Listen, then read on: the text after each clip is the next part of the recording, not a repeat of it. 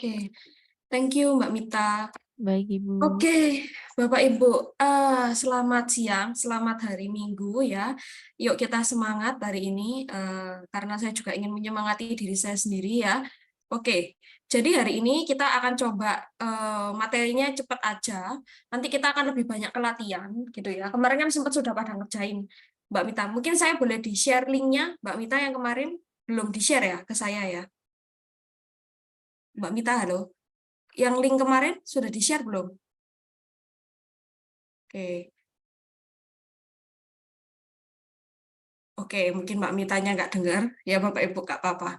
Oke, jadi nanti kita akan langsung latihan aja, supaya Bapak dan Ibu lebih dapat esensi cara membuat laporan keuangan tuh dari transaksi itu seperti apa. Nah, sekarang gitu ya, kita masuk ke laporan laba rugi dan penghasilan komprehensif lainnya. Waduh, apa ya ini ya? Sebenarnya gampang, sama kayak kemarin ya. Ini yang saya tekankan gitu ya, selalu bahwa ketika kemarin Bapak dan Ibu jurnal-jurnal gitu ya, itu kan mikirin dulu tuh transaksinya apa di setiap soal. Oke, ini transaksinya apa, jurnalnya apa. Nah, itu masih tahap sini. Jurnalnya apa? Itu masih tahap dokumentasi.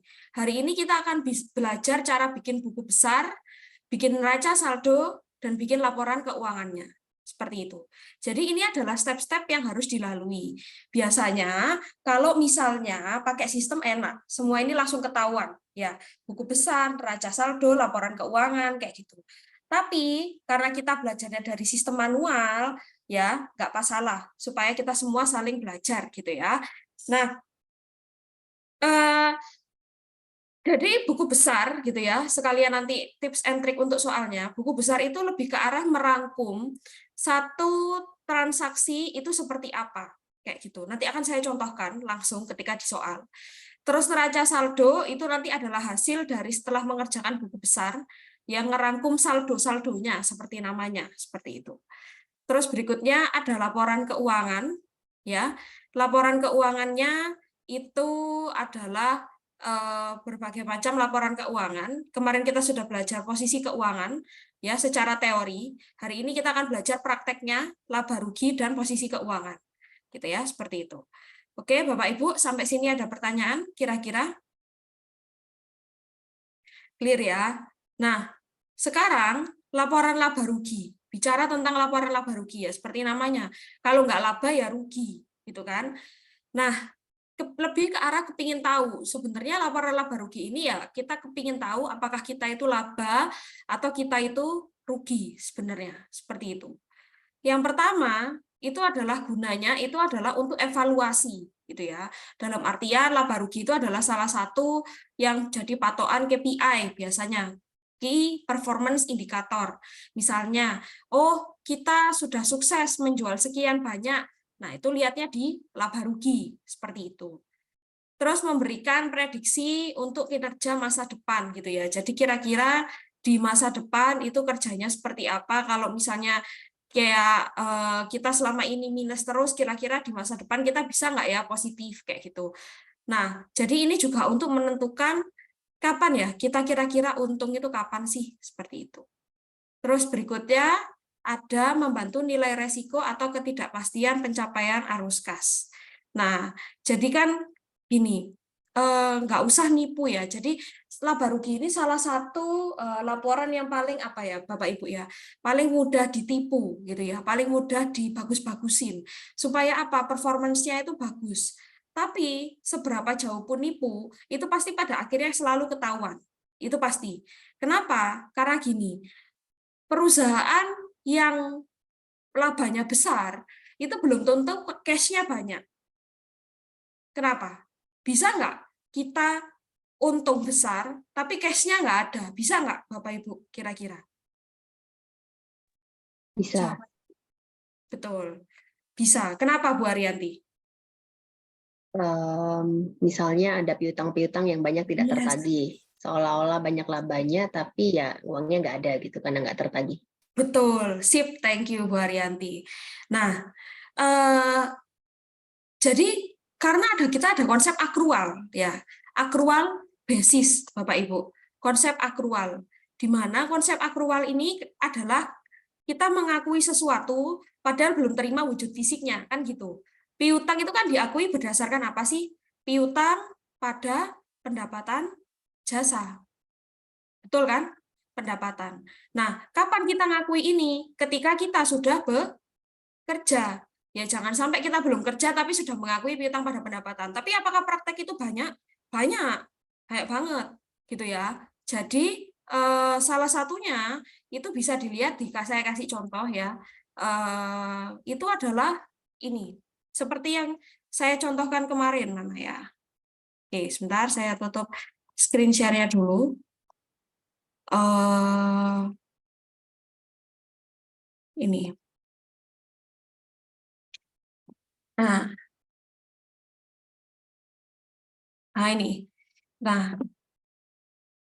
jadi pada tahun 2019 gitu ya. 2018 Garuda Indonesia itu ceritanya itu laporan keuangan itu tiba-tiba di siang bolong dia itu mengaku untung ya. Jadi selama 5 tahun ke belakang, berarti kan mulai dari 2013, 14, 15, 16, 17, 18, mereka itu selalu rugi, Bapak Ibu. Sorry, 18-nya enggak. Minus, minus, minus, minus. Ya. Terus minusnya ini itu bukan cuma perkara 1-2 miliar, tapi minusnya ini sampai triliun. Triliun rupiah, triliun. Nah, di suatu siang bolong gitu ya, di tahun 2018 mereka mengumumkan bahwa ada laba sebesar positif 11 miliar. Yang dari tahun sebelumnya mereka minus sekitar 2, berapa sekian T. Nah, sekarang saya tanya, apakah untuk perusahaan sekelas Garuda positif 11 miliar itu banyak? Ya bagi kita rakyat jelata gini bisa banyak, tapi bagi Garuda enggak. Ya, sebenarnya enggak. Tapi aneh kan, selama ini selalu rugi bertriliun, dan itu konsisten ruginya. Rugi terus, tiba-tiba untung. Nah, ini aneh. Tanpa ada perubahan kebijakan, tanpa ada perubahan faktor bisnis, tanpa ada perubahan apapun, ya mereka tiba-tiba mengumumkan untung. Nah, singkat cerita, kenapa mereka mengumumkan untung? Karena mereka mengakui pendapatan piutang gitu ya, piutang dan pendapatan atas kontrak yang baru saja ditandatangani. Ceritanya, kontraknya itu adalah kontraknya bersama namanya PT Mahata Aero Teknologi. Nah, di kontrak itu intinya PT Mahata itu akan bayar sewa ke Garuda, sewa tempat, sewa posisi gitu ya, selama 20 tahun. Jadi kok nilai kontraknya itu sekitar 2,4 T kalau nggak salah. Nah, 2,4 T ini bukan untuk 1 tahun ya Bapak Ibu ya, tapi untuk 20 tahun kerjasama. Nah, Garuda langsung mengakui ini sebagai piutang pada pendapatan. Wajar nggak kalau kayak gini? Ya nggak boleh. Orang kerjanya masih sampai 20 tahun lagi kok diakuinya, orang masih baru tanda tangan kontrak kok sudah ngakui piutang. Kan gitu. Ya kan? Ini kan calon-calon, ini kan penipuan. Nah, akhirnya mereka merevisi yang awalnya positif 11 miliar, setelah ketahuan, akhirnya mereka merevisi menjadi rugi sekitar berapa ya? Sebentar. Rugi sekitar 2,4 T kalau nggak salah. Jadi bayangin, nah ini, dalam laporan restatement ini, restatement itu adalah laporan yang dulunya salah terus disajikan kembali, Garuda Indonesia mencatatkan kerugian sebesar 2,4 triliun. Jadi yang awalnya dia ngomong bahwa, oh saya positif 11 miliar, terus jadi minus 2,4 triliun, gila nggak kayak gini? Ini sudah material banget. Ini ngomongin saya punya untung 11 rupiah, 11.000 gitu ya. Tapi in reality saya sebenarnya malah rugi 11 juta. Nah, jadi 1 juta kali 1.000 kali lebih banyak. Gitu ya. Jadi kuncinya apa sih Bapak Ibu ya? Kuncinya kalau kita sudah kerja boleh diakui sebagai pendapatan. Tapi kalau kita belum kerja, ya maka jangan diakui sebagai pendapatan. Mudahnya gitu, seperti itu. Ya, jadi nah kita lihat wajar nggak selama ini selalu rugi, terus tiba-tiba jadi positif. Nah, ini kan nggak masuk akal. Kecuali di yang tahun positifnya ini ada perubahan merombak bisnis besar-besaran, itu baru masuk akal. Nah, tapi di sini nggak ada perombakan apapun kayak gitu. Jadi ini nggak masuk akal. Lah, akhirnya apa? Seru ya kayak gini ya. Hukumannya apa? Ya kepada auditornya, kepada Garudanya. Jadi setiap direksinya itu harus bayar 100 juta, Garudanya juga harus bayar 100 juta. Sebenarnya nggak masalah sih. 100 juta untuk mereka tuh ya kecil lah ya. Tapi kan malunya itu loh. Betul nggak? Nama publiknya tercemar, terus investor-investornya jadi nggak percaya, kan seperti itu. Trust dari publiknya itu sudah nggak ada. Seperti itu. Nah, berikutnya membantu menilai resiko atau ketidakpastian pencapaian arus kas masa depan. Jadi maksudnya ya hopefully semakin kita, tadi kan saya bilang ya, semakin banyak kita melakukan penjualan, hopefully pendapatan kita atau cash flow kita semakin meningkat, seperti itu. Jadi apa ya, kita kira-kira lebih bisa lah mengira-ngira gitu ya. Kira-kira bulan depan saya bisa nggak ya beli rumah misalnya. Oh iya, ternyata saya ada penambahan pendapatan dari project A, project B, project C. Nah, seperti itu. Jadi ini juga berlaku di personal finance ya, Bapak Ibu, seperti itu. Nah, tapi kemarin saya bilang ya, ada beberapa keterbatasan yang harus diketahui. Yang pertama itu adalah penghasilan atau beban yang dapat diukur itu mungkin tidak dapat dimasukkan. Jadi ada beberapa komponen yang mungkin tidak dapat dimasukkan ke dalam laporan laba rugi. Misal kayak kita kehilangan salah satu kliki employee, nah itu kan kerugian yang cukup besar gitu ya, tapi tidak bisa kita masukkan ke laporan laba rugi seperti itu. Terus nilai laba atau rugi dipengaruhi oleh metode akuntansi yang digunakan. Ini juga betul. Misalnya kita beli mobil, misalnya ini MS Glow sama PS Glow. Beli mobil yang sama, harganya 100 juta.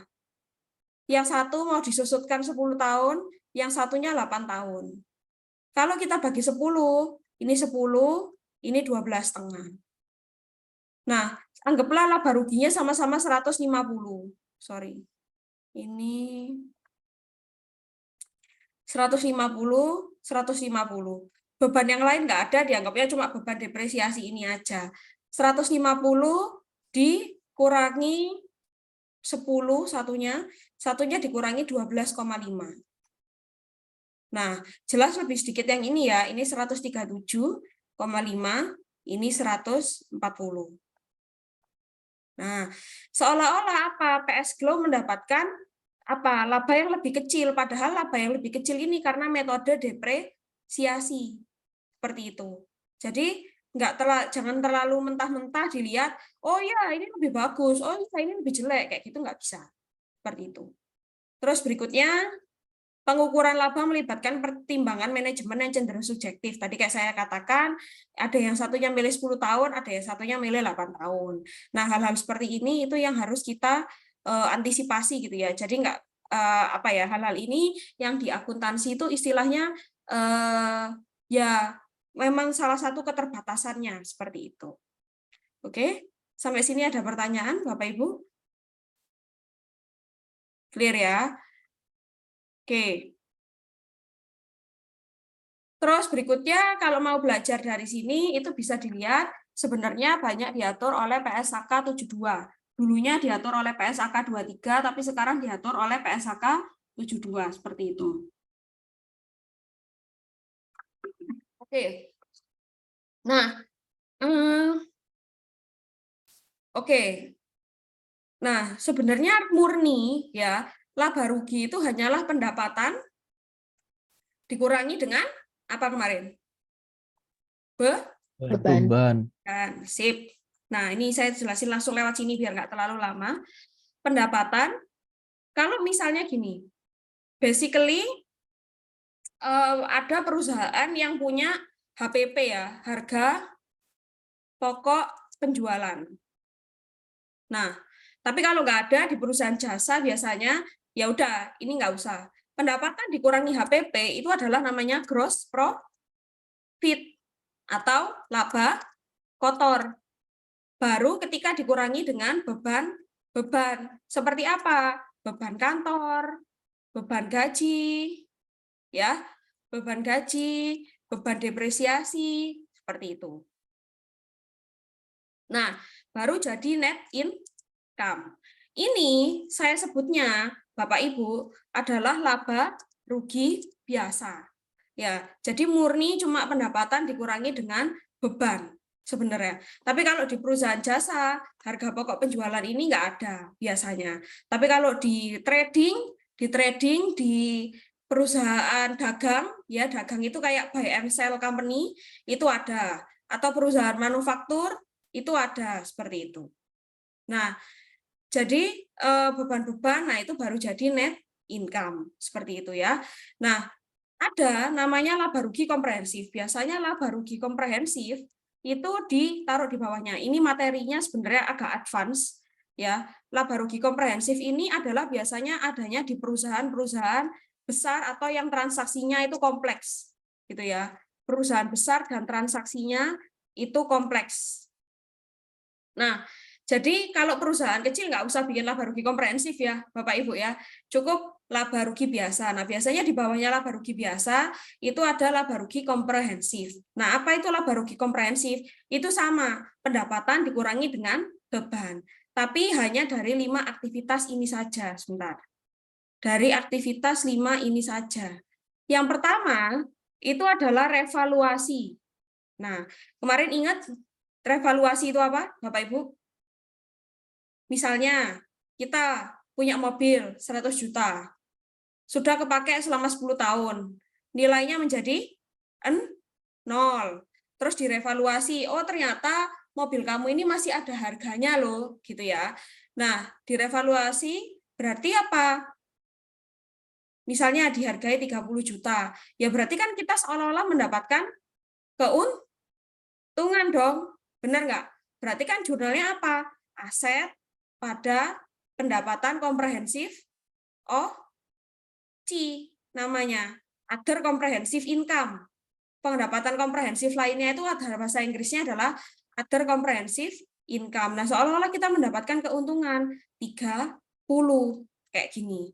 Jadi ini nanti masuk ke pendapatannya sebesar 30. Oke?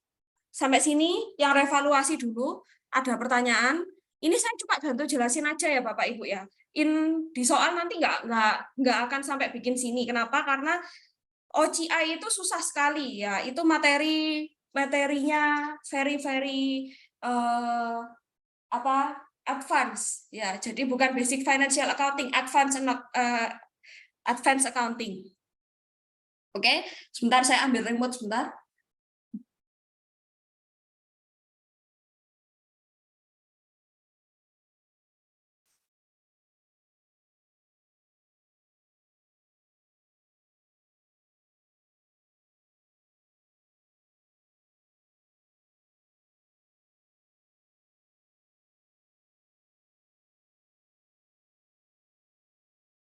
Oke. Nah, sorry tadi AC saya belum nyala gitu. Oke. Jadi OCI atau OCI atau pendapatan komprehensif lainnya itu cuma tersedia dari 5 ini, Bapak Ibu. Ya. Jadi di luar ini aktivitas ini pasti masuk laba rugi biasa. Seperti itu. Laba rugi yang atas, ya. Oke, revaluasi ya. Ada yang mau bertanya? Ada yang mau bertanya revaluasi? Oke. Kalau nggak ada, oke, nggak ada ya, jelas ya. Oke. Nah, berikutnya, Bapak Ibu, sudah kelihatan Excel? Sudah ya? Nah, coba dibaca dulu PowerPoint-nya. Pengukuran kembali atas program manfaat pasti. Waduh, apa mana itu, Mbak? Gitu kan ya. Oke, gini maksudnya. Jadi, ini berhubungan dengan asuransi, Bapak Ibu. Jadi gini, kalau di company yang asuransi pensiun, pensiun. Jadi gini, biasanya kalau di company besar itu ada uang pensiunnya, benar nggak? Contoh, contoh, misalnya Pak D saya itu kerja di Astra Internasional, itu dapat uang 300 juta. Ya, karena beliau sudah mengabdi selama 15 tahun. Jadi kan kalau di Indonesia itu umur berapa? 65 ya, kalau nggak salah, atau 55. Ya, itu kan sudah nggak boleh kerja lagi. Nah, di akhir tahun itu Bapak Ibu akan menerima uang pensiun ya. Pada waktu ini 2000 berapa ya, saya lupa. Nah, tapi ini kasus real ya, saya contohkan. Jadi gini, sebenarnya kok tiba-tiba Pak D saya bisa dapat uang kaget gitu kan, semacam uang kaget, bener nggak sih? Tapi sebenarnya enggak. Jadi gini, Bapak Ibu, misalnya gaji Pak D saya itu kan 15 juta. Nah, 15 juta ini itu sebenarnya ada yang diambil sama Astra. Misalnya let's say 1 juta nih. 1 juta. Nah, 1 juta ini itu akan ditaruh ke asuransi. Nah, in return, nanti ketika Pak D saya pensiun, Pak D saya akan terima 300 juta. Seperti itu.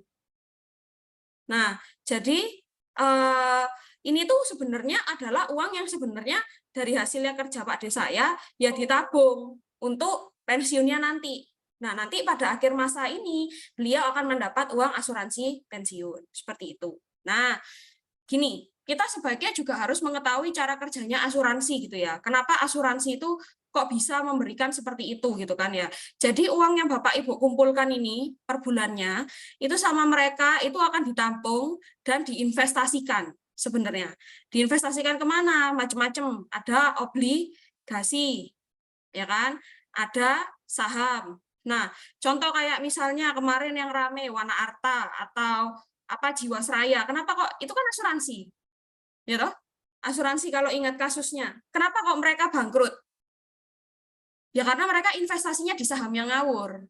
Sebenarnya asuransi itu ada aturannya, Bapak Ibu. Jadi harusnya 70% asetnya, kalau nggak salah saya ya, itu harusnya di obligasi. Harusnya. Dan mereka itu malah beliin ke saham gorengan. Apa ya, istilahnya saham gorengan itu saham sing welek ya, pokoknya gak jelas asal usulnya, jadi kayak semacam ya bisa dibilang judi lah ya kalau kayak gitu. Karena kan itu spekulatif jatuhnya. Nah, mereka proporsinya mungkin dibalik ya 70%-nya seperti ini. Nah, jadinya ya bangkrut. Jadinya ketika customernya apa nasabahnya atau kliennya minta uang, ya uangnya nggak ada, uangnya lagi rugi di saham kan gitu ya. Jadi pilihlah perusahaan asuransi yang memang kita tahu uang kita itu ditaruh dengan bijaksana seperti itu. Jadi nah nanti keuntungan dari hasil investasi itu ya untuk bayari perjanjiannya Bapak dan Ibu sekalian seperti itu. Oke, nah sampai sini ada pertanyaan? Clear ya? Nah gini, tadi saya cerita, misalnya nih dari 15 juta gaji, 1 jutanya dipotong. Nanti in return Pak D saya kan terima 300, berarti kan 300 ini adalah hasilnya, benar nggak? 300 ini adalah hasilnya. Oke, nah gini Bapak Ibu, asuransi itu dibagi jadi dua. Ya, ada satu manfaat pasti, ada satu iuran pasti. Kalau iuran pasti itu adalah ya setiap tahunnya itu Pak D saya setiap bulannya itu akan bayar 1 juta. Tapi ya gini namanya investasi itu kan kadang ya bisa untung bisa rugi. Kita kan nggak menutup mata atas itu ya. Gitu kan? Ya, bener nggak? Asuransi kan nggak mungkin investasi itu nggak mungkin untung terus ya. Kalau ada itu berarti hebat banget gitu ya. Ya, nah itu nggak mungkin. Ya, atau mungkin ya tapi nanti kayak Indra Kents ya yang tahu kasusnya Indra Kents ya kayak gitu nipu itu ya jatuhnya jadi nggak ada yang pasti untung. Nah kalau iuran pasti gini Bapak Ibu terimanya kan tadi perjanjiannya pinginnya 300 juta bisa aja karena marketnya jelek terimanya 270 misalnya, tapi kalau marketnya bagus bisa 290 juta. Pokoknya yang Bapak dan Ibu tahu, pokoknya aku cuma nyumbang 1 juta setiap tahunnya. Wes, titik. Itu iuran pasti. Kenapa namanya iuran pasti? Ya karena iurannya yang pasti. Hasilnya nggak pasti, tergantung. Bisa aja, kalau lagi hoki banget, ya 350 juta. Bisa aja, seperti itu. Kelebihan. 350 juta seperti ini. Nah, seperti ini Bapak Ibu. Terus berikutnya ada manfaat pasti. Kalau manfaat pasti ya kepinginnya 300 juta. Tadi Bapak dan Ibu sudah ngitung, kayaknya saya kalau pensiun cukupnya 300 juta sih Mbak Elsa. Oke, lah berarti kalau investasinya lagi untung, Bapak dan Ibu bisa aja urunannya cuma 800.000. Tapi kalau lagi rugi, bisa aja urunannya 1.500.000 gitu. Ya, jadi kerugian atau keuntungan itu juga ditanggung sama nasabah. Ya, ini bukan penipuan ya, ini enggak tapi memang ya kayak gitu jalannya gitu ya, karena yang satu manfaat pasti ya, pokoknya kita ingin dapatnya 300 juta, yang satu iuran pasti, seperti itu. Nah, hasil keuntungan atau kerugian dari investasi ini, itu masuknya adalah di OCI, seperti itu, Other Comprehensive Income, kayak gitu Bapak Ibu. Jadi perusahaan harus nambalin kalau rugi, sedangkan kalau untung ya enak, perusahaan bisa bisa merasakan manfaatnya. Seperti itu. Sampai sini ada pertanyaan, Bapak Ibu? Bu Elsa masih agak kurang paham tentang iuran pasti dan manfaat pasti, boleh lagi nggak Bu? Maaf. Oke. Kalau iuran pasti, yang pasti adalah iurannya. Berarti per tahunnya sudah seperti angka janjinya 1 juta ya 1 juta. Tapi kan investasi itu kan bisa rugi, bisa untung, Bu. Ya toh, kalau lagi rugi, ya kita bisa aja terimanya di bawah 300 juta ini. Gitu. Karena kan ngikuti market, yang kita tahu pokoknya bodo amat, kita iurannya. Nah, tapi kalau lagi marketnya untung, kita bisa terima lebih. Itu bisa aja, walaupun jarang. Pasti kebanyakan di bawahnya pasti rugi sebenarnya. Most of the case, gitu ya. Loh, tapi kan mereka dikelola sama, ya pasti ada sih wakil manajernya. Cuma jarang ada kasusnya yang terima lebih, biasanya gitu. Makanya kalau mau yang pasti-pasti aja, mending yang manfaat pasti. Dimana kalau manfaat pasti itu tadi kan kita janjinya bayarnya 1 juta. Kalau investasinya lagi untung, ya kita cuma bayar 800.000. Tapi kalau investasinya rugi, ya mungkin kita bisa disuruh bayar 1.500.000. Seperti itu. Jadi, ya kayak gitu sih, Bu Ariyanti. Dua opsi gitu ya Bu ya? Boleh pilih A, boleh Ya, pilih B gitu ya? betul. Cuma yang ada tercover di OCI itu cuma manfaat pasti aja. Kalau iuran pasti kan, ya Ibu nggak mau tahu kan, untung ruginya ya wong Ibu cuma ngeluarin 1 juta kan gitu. Ya toh? Jadi kayak bodo amat lah saya terimanya berapa, pokoknya saya sudah menyisihkan 1 juta. Tapi kalau manfaat pasti, ya pokoknya Ibu nanti akan diupdate terus nilai portonya.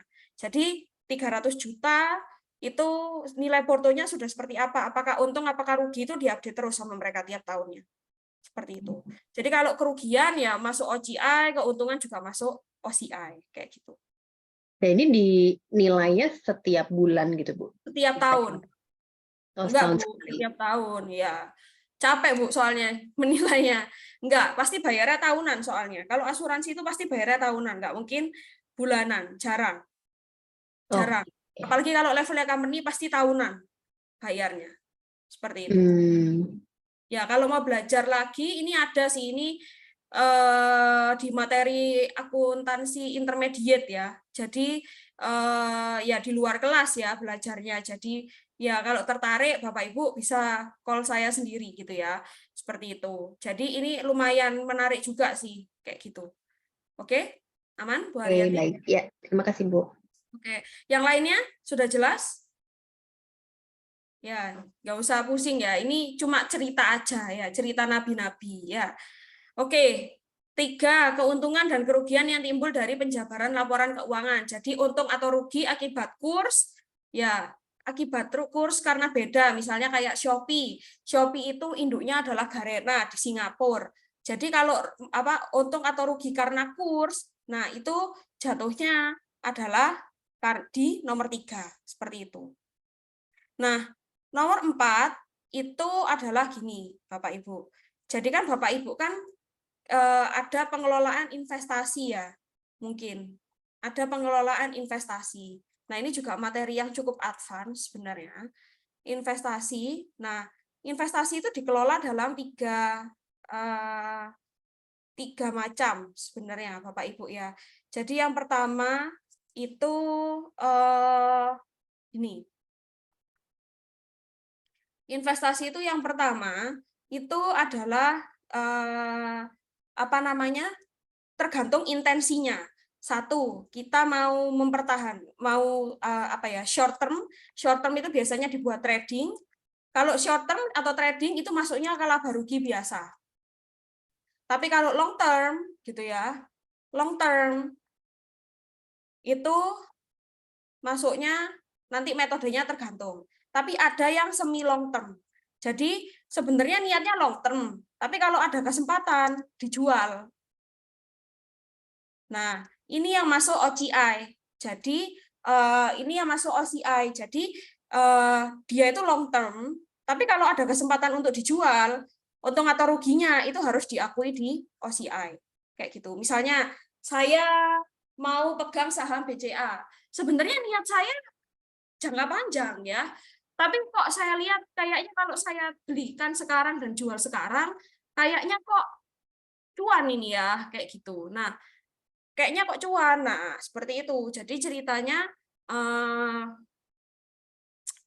kok cuan kayak gitu. Nah, akhirnya apa? Akhirnya ya sudah saya masukkan ke jual kayak gitu. Nah, artinya apa? Artinya ini itu sebenarnya saya tuh mau niatnya long term, tapi kalau ada kesempatan untuk dijual ya saya jual. Nah, untung atau rugi dari sini itu masuknya ke OCI. Kayak gitu, Bapak Ibu. Jadi untung atau rugi apa, Mbak? Kalau ada kenaikan atau perubahan harganya. Misal saham BCA kita beli satu lembarnya 35.000, berarti satu lotnya 3.500.000. Terus sekarang naik jadi 4 juta ya, berarti kan kita untung. Nah, kalau untung berarti ya kita naikkan seperti itu ke OCI. Kalau rugi ya ke OCI juga. Jadi untuk aset-aset yang semi long term ya, kalau ada kesempatan itu dijual ya, tapi sebenarnya dia niatnya untuk kalau ada kesempatan itu dijual, tapi sebenarnya niatnya itu adalah untuk long term. Nah, itu masuk OCI. Jadi nilai asetnya harus dipantau secara terus-menerus. Kayak gitu, Bapak Ibu. Oke, clear? Nah, yang terakhir itu adalah bagian efektif dari keuntungan dan kerugian instrumen lindung nilai dalam rangka lindung nilai arus kas. Oke, lindung nilai. Apa itu lindung nilai? Apa itu lindung nilai? Pernah dengar? Nggak tahu? Nggak tahu, bingung, pusing ya, nggak usah. Ya, ini cuma cerita aja supaya tahu gaul gitu ya kalau pernah ikut BFA. Lindung nilai itu adalah yang orang-orang bilang kata namanya adalah hedging. Bapak Ibu. Jadi konsepnya hedging itu adalah untuk mempertahankan nilai sebenarnya. Mempertahankan nilai. Maksudnya gimana? Kayak gini. Misalnya, saya itu trading dengan komoditas yang sering berubah-berubah.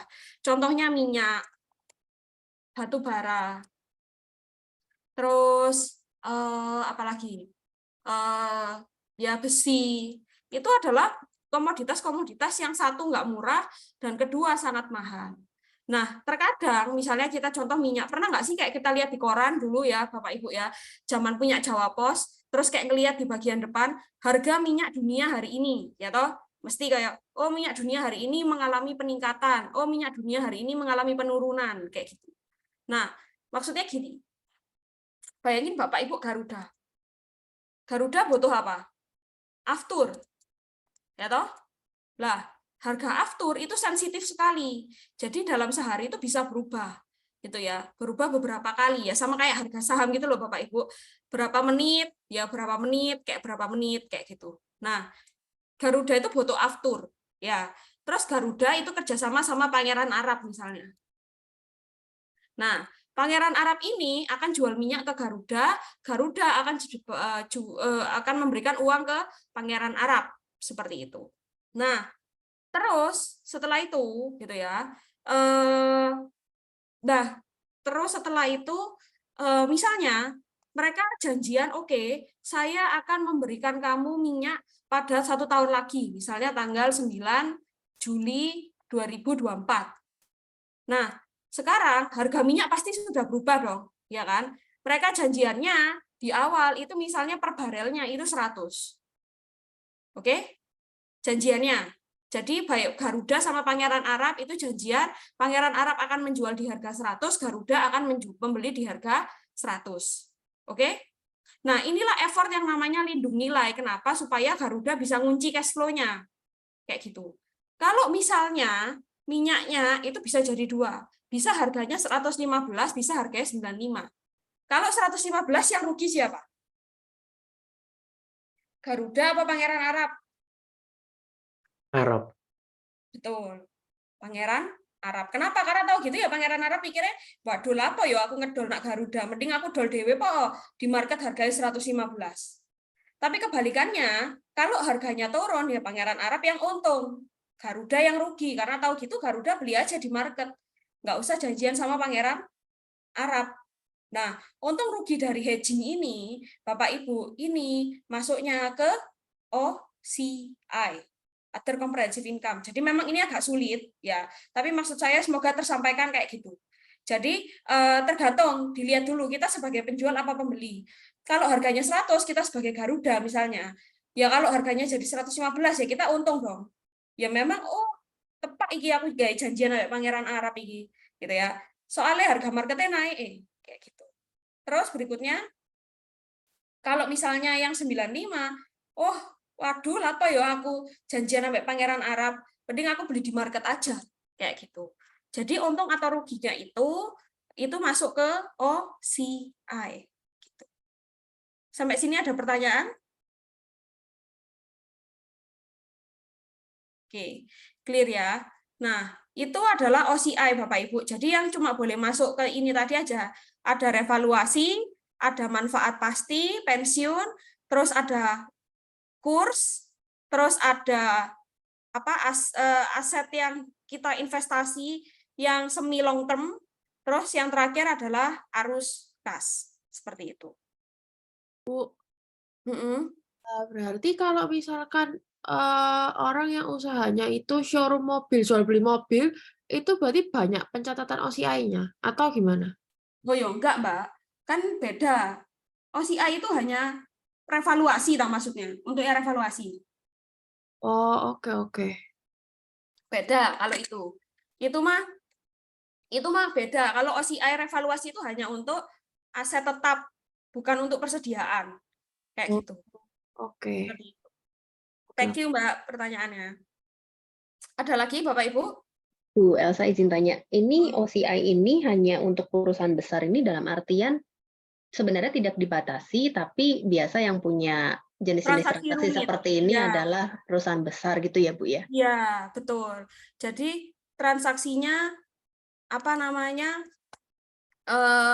Ini kan rumit ya Bu ya. Dalam artian kayak hedging. Itu kan nggak semua bisa toh. Kalau UMKM ya ngapain pakai OCI, nggak mungkin. Gitu. Tapi kalau perusahaan besar pasti ada ya. Makanya tadi saya sebut kayak Astra, itu pasti udah ada OCI-nya. Kayak gitu. Jadi biasanya umumnya perusahaan yang listed di publik itu pasti bisa. Kayak gitu, pasti ada. Tapi kalau cuma ya jual beli bisnis biasa ya nggak usah. Nggak ada faktor-faktor OCI ini, ya nggak usah ngapain nyapain diri sendiri kan gitu. Seperti itu, Bu Baik. Ari. Kalau misalnya ada usaha misalnya medium gitu ya, kelas menengah seperti itulah. Terus misalnya kayak pensiun, itu kan masih lebih Pasti less masuk. complicated ya dibanding hedging-hedging Ya. gitu. Terus ada semacam mengikuti program seperti itu, berarti dia akan jadi ada punya OCI. Iya, betul. Betul. Tergantung dilihat skemanya nanti seperti apa. Kalau dia manfaat pasti ya otomatis iya. Tapi kalau iuran pasti enggak. Kayak gitu. Oke. Kalau yang saya lihat di Indonesia ini kebanyakan iuran pasti sebenarnya. Kayak gitu. Jarang yang manfaat pasti. Gitu. Tapi kalau di luar negeri itu banyak yang manfaat pasti. Kayak kalau di negara-negara barat itu banyak yang manfaat pasti. Seperti itu. Kayak gitu. Oke, jadi kalau iuran pasti dapatnya lebih sedikit, ya karyawan akan dapat lebih sedikit gitu ya, Bu? Iya, betul. Ya tergantung hasil investasinya, Bu. Kita kan nggak bisa ngontrol hasil investasinya itu. Oke. Kayak Terus gitu. ketika misalnya karyawan kalau kerja sampai terakhir kan dapat ya Bu pensiunnya. Tapi kalau nggak kerja sampai terakhir, uangnya berarti gimana tuh Bu? Uangnya berarti nanti ngurangin, pasti kan ada karyawan baru yang masuk. Lah, ngurangin tagihannya sampai situ. Ngurangin tagihannya, jadi net off. Ini kan kalau kita ngomongin asuransi swasta, ya Bu, nggak semua punya. Tapi kalau asuransinya BPJS, biasanya tetap kita bisa klaim. BPJS apa sih? Tenaga kerja ya, kalau nggak itu bisa klaim. Ya itu nggak akan di otak-atik. Tapi kalau yang asuransi swasta itu biasanya dia akan mengurangi tagihan bulan atau tahun berikutnya. Seperti itu. Nah, itu nanti harus dipelajari sendiri sih, Bu. Oke, Jadi, siap, baik. lumayan rumit, iya. Oke, Betul. terima kasih. Ada lagi Bapak Ibu? Thank you, pertanyaannya keren-keren Mbak Prisil, Mbak Arianti.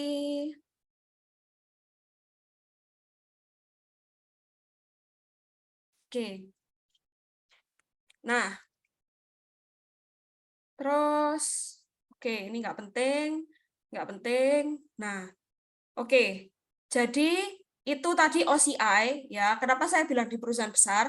Karena biasanya di perusahaan besar itu ya ada yang di OCI itu. Nah, tapi kalau perusahaan kecil, kalau misalnya ada transaksi yang seperti itu, ya berarti ya harus dibikin OCI-nya. Tapi kalau nggak ada, ya nggak usah. Istilahnya begitu.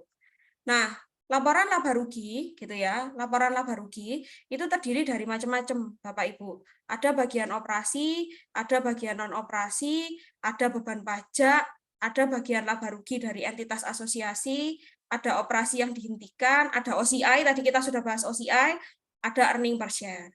Oke.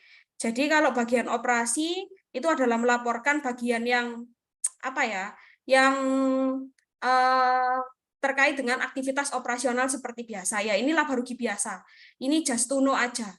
Terus ada non operasi, jadi aktivitas sekunder, misalnya Bapak dan Ibu, kayak dulu saya kan kerja di Shopee. Lah, Shopee itu kan ada anaknya namanya Shopee Express, bener ya? Shopee Express, ibu-ibu kalau yang belanja di Shopee mungkin tahu, gitu ya. Nah, Shopee Express itu, nah, sometimes mereka itu dapat kayak ini loh, kardus-kardus yang nggak kepake, bener nggak? Nah, itu dirombeng. Nah, kalau dirombeng itu uangnya lumayan sih, Bapak Ibu. Uangnya lumayan. Nah, jadi keuntungan atau kerugian yang dari situ, itu adalah dimasukkan ke bagian dan non-operasi. Masuknya kemana? Bukan ke OCI, tapi pendapatan dan keuntungan lain. Beban kerugian lain. Nah, letaknya di mana, Mbak Elsa? Letaknya di sini. Di laba rugi biasa, terus di sini ada gini. Pendapatan lain ke beban lainnya. Seperti ini. Baru jadi net income. Jadi di sini tempatnya. Nah, ini non operasi, ini saya bedakan warnanya. Seperti itu. Jadi ini aktivitas non operasi gitu ya. Kadang juga jual kayu-kayu gitu ya, scrap-scrap kayak gitu. Nah, itu juga lumayan. Juga waktu kayak saya kerja di Sampurna itu juga beberapa itu juga rokok-rokok yang gagal produksi, itu tembakaunya kita jualin lagi, kita ambil kembali.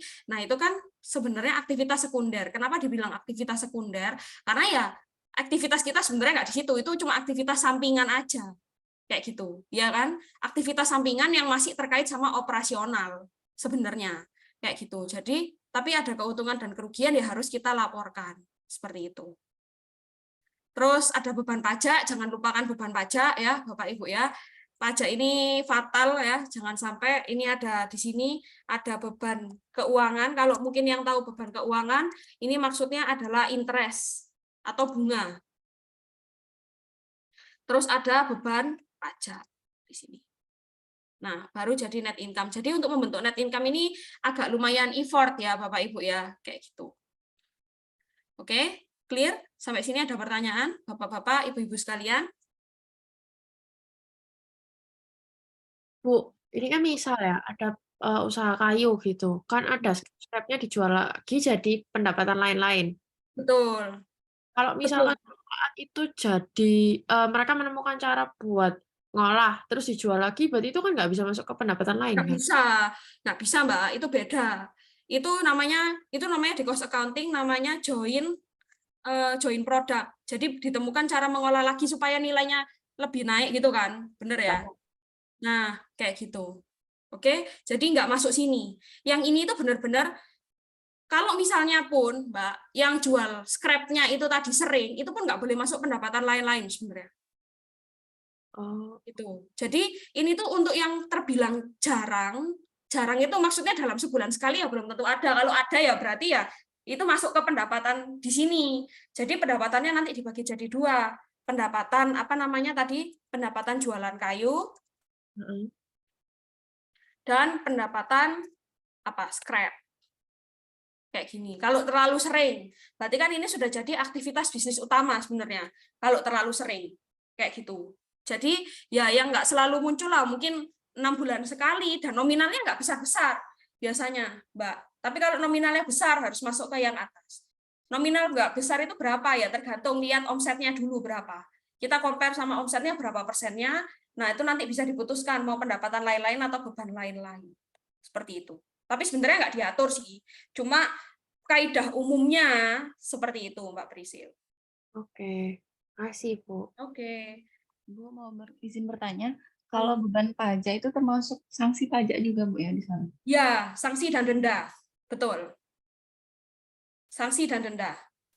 Jadi masuk ke situ, Mbak Ni Nengah. Mbak Gita, oke ya? Clear ya? Jadi masuk ya. Nah, oke. Clear ya, Bapak Ibu ya? Terus ada laba rugi dari entitas asosiasi. Maksudnya itu adalah laba rugi yang kalau kayak misalnya kayak Astra, kayak Shopee, itu kan anak perusahaannya banyak. Kayak Shopee wes paling gampang. Itu ada perusahaannya. Sebenarnya Shopee itu induknya namanya Garena. Bapak dan Ibu yang mungkin punya anak, anaknya sering main game Free Fire gitu ya.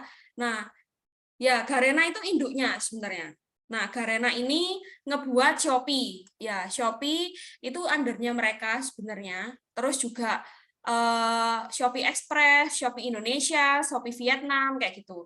Jadi kalau ada anak jadi nanti semua laporan ini akan dikonsolidasi, Bapak Ibu. Dikonsolidasi itu apa? Dijadiin satu. Jadi satu laporan besar. Jadi laporannya itu awalnya cabangnya sendiri-sendiri, anaknya sendiri-sendiri, terus dijadiin satu. Kayak gitu. Nah, kalau dijadiin satu, berarti nanti namanya adalah itu mereka dia sebutnya entitas asosiasi. Jadi kayak ada asosiasinya, ada kayak hubungan istimewanya seperti itu. Nah, oke. Berikutnya keuntungan atau kerugian dari mereka itu nanti akan nge-net off penghasilan induknya juga gitu. Jadi akan menambah atau mengurangi penghasilan induknya juga seperti itu. Terus ada operasi yang dihentikan. Nah, operasi yang dihentikan ini kalau misalnya kita operasinya itu misalnya gagal gitu ya. Terus sudah ada salah satu unit bisnis kita yang mungkin harus ditutup, yang gagal, yang nggak profit. Nah, itu harus dilaporkan terpisah kayak gitu. Jadi misalnya kita laba dari operasi yang berlanjut 20 juta. Terus ada operasi divisi elektronik yang mau dihentikan. Nah, jadi selama mereka masih merugi 300. Ya. Terus dari kerugian ini ternyata mereka dijual ke orang lain, jadi barangnya itu dijual ke orang lain ternyata masih rugi 500. Jadi net kerugian mereka itu adalah 800. Bapak Ibu. Clear ya? Jadi total kerugian mereka itu adalah 19.200 laba bersih. Jadi kalau ada operasi yang istilahnya itu mau tidak dilanjutkan, ya itu harus disendirikan kayak gitu. Jadi ada operasi yang berlanjut, ada operasi yang tidak dilanjutkan. Seperti itu. Oke, apakah clear? Clear ya. Terus berikutnya, kalau sama saya tuh nggak usah lama-lama, Bapak Ibu ya. Yang penting belajarnya itu langsung dapet satset gitu loh ya. Jadi nggak usah yang gimana-gimana gitu ya. Oke. Penghasilan komprehensif lain. Nah, ini tadi kayak saya cerita, ada tadi apa? Revaluasi, ada manfaat pasti, terus ada apa lagi tadi? Kurs, terus ada trading, semi trading gitu ya. Terus yang terakhir itu ada hedging atau lindung nilai. Kayak gitu. Terus terakhir ada laba per saham. Laba per saham itu adalah laba yang dibagikan setelah jumlah pajak yang beredar. Jadi laba setelah pajak dibagi dengan jumlah saham yang ada di market. Ini bahasa Inggrisnya adalah earnings per share. Atau mungkin yang Bapak Ibu kenal namanya EPS. EPS, earning per share. Oke. Oke. Nah, apa sih tips and triknya? Pokoknya ketika ngerjakan laporan keuangan, laba rugi terutama, intinya adalah jangan sampai kita itu mengakui pendapatan yang sebenarnya belum boleh diakui. Ya, Bapak Ibu ya. Wes itu tipsnya. Kalau kita sudah kerja, maka boleh mengakui. Kalau kita belum kerja, ya jangan diakui. Sesimpel itu. Oke? Jadi kalau sudah kerja, silakan diakui. Kalau belum kerja, ya wes, nggak usah diakui. Ya, jangan mengada-ngada. Oke? Nah, penyajiannya gampang aja. Ini contohnya pendapatan dikurangi HPP, itu jadi laba kotor atau laba bruto, terus dikurangi biaya-biaya lain, itu laba sebelum pajak, dikurangi pajak, terus ada kerugian dari operasi yang dihentikan. Nah ini, pendapatan komprehensif lainnya itu di sini, di bawahnya. Seperti yang saya cerita tadi. Ya, seperti itu. Oke, sampai sini ada pertanyaan, Bapak Ibu? Kalau kelas sama saya tuh nggak perlu khawatir lama ya. Tapi ya itu serius aja pokoknya ya. Serius dan gigih gitu ya, gigih. Waduh. Ya. Terus ada namanya laporan laba ditahan. Laba ditahan itu kemarin apa? Ada yang bisa bantu jelaskan? Laba ditahan? Apa sih? Ya, laba yang ditahan. Misalnya, kita punya untung 100 juta. 20-nya kita bagi, kita ambil. Nah, ini namanya dividen. 80-nya kita simpen di company supaya jadi modal yang muter. Nah, ini namanya adalah laba ditahan. Seperti itu. Nah, laba ditahan itu adalah seperti itu. Nah, terus dikurangi dari, kalau misalnya tahun lalu ada penyesuaian yang salah atau koreksi, nah itu silakan dibenerin dulu. Jadi itu laba rugi yang lama, jadi laba rugi yang baru, gitu ya. Terus jadi, laba ditahan yang baru. Terus ditambah dengan laba tahun berjalan. Laba tahun berjalan itu ya berarti tadi 100 dibagi 80 dan 20. Ya, 100-nya. Terus kalau udah, ya udah tinggal dikurangi sama dividen. Jadinya laba ditahan saldo per 31 Desember. Kayak gitu, Bapak Ibu. Simple aja. Jadi ini itu untuk kalau ada beginning balance, saldo awal, ditambah pembenaran, itu jadinya laba ditahan baru, ditambah dengan laba tahun berjalan, dikurangi dividen. Udah jadi laba akhir. Seperti itu. Oke. Ada pertanyaan? Laporan ini disajikannya tahunan atau bisa bulanan juga? Tahunan aja, Bu. Tahunan aja. Baik, Soalnya nggak terima terlalu penting sih. Sebenarnya. baik. Ini tuh kayak laporan pendamping. Gitu. Jadi untuk menentukan laba ditahannya aja. Tapi kalau dirasa perlu bulanan, ya silahkan, nggak apa-apa. Cuma biasanya nggak perlu sih kalau bulanan sampai kayak gitu tuh nggak perlu. Gitu. Variatif.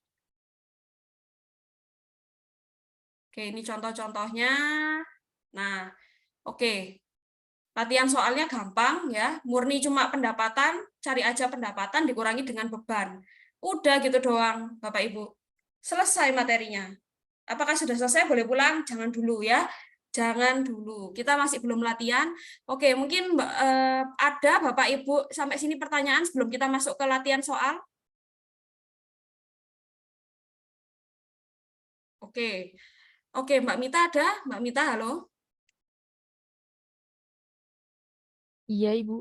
Oke. Oh ya, oke. Gini, Bapak Ibu ada dipersiapkan yang kemarin, silahkan yang bisa share screen ya. Nanti yang bisa share screen nanti akan saya kasih poin masing-masing ya. Poin tambahan lagi loh. Kemarin yang sudah dapat poin banyak, dapat lagi hari ini ya.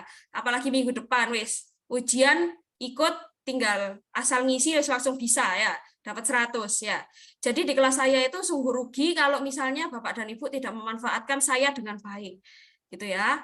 Oke. Nah, jadi setelah ini harap ini kita break dulu soalnya saya lapar ini ya.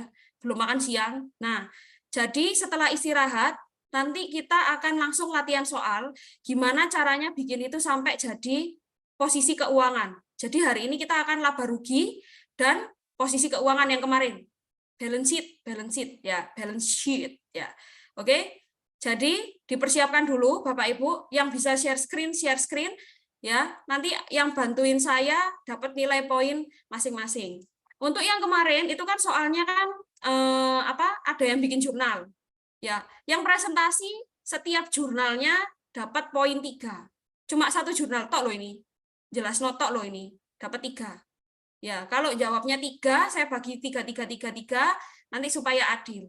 Nah, nanti yang bantu bikin laporan keuangannya atau general ledger-nya, saya kasih tambahan 50 poin.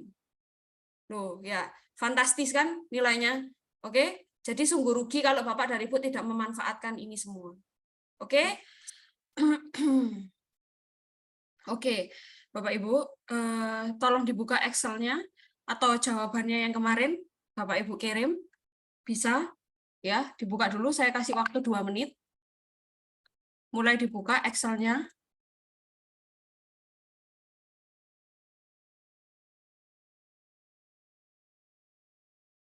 Oke.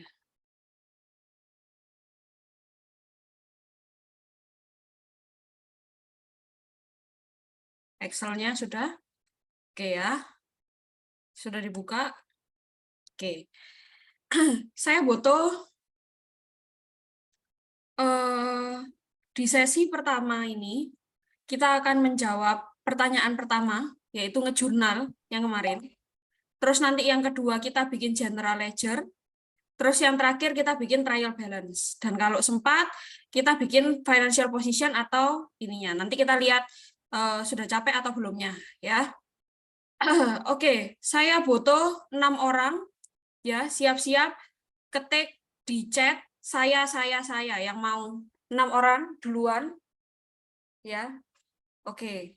Bu Firda, Bu Eka, Bu Arianti, 3 lagi, Bu Gita, oke. 2 lagi. Bapak Ibu. 2 lagi ada yang mau? Pak Fajar, oke. 1 lagi. Oke, 1 lagi. Kalau enggak saya tunjuk. Oke ya. Kalau enggak yang satunya Bu Naviatus ada? Bu Naviatus ada? Halo? Oke. Mbak, itu yang enggak muncul dan enggak respon nanti tolong enggak di absen ya. Oke. Baik, Mas Aulia Rahman ada? Oke. Ada, Ibu. Oke, Mas Aulia, karena Mas Aulia pertama, jadi saya tunjuk dulu. Ya, untuk soal ini boleh ditunjukkan hasil kemarin ngerjain nggak, Mas? Ngerjain, Bu, tapi racanya nggak balance, Bu. Duh, ya nggak apa-apa. Nggak apa-apa, tenang. Oke, yang nomor 1 dulu, Mas. Boleh nomor Januari 1, 2, 3, Mas tunjukkan dulu hasil jawabannya, Mas. Dilanjutkan nanti Oh, Bu ya. Frida, Bu Eka, Bu Arianti, Bu Gita, dan Bu Pak Fajar secara urut. Baik, Bu. Oke.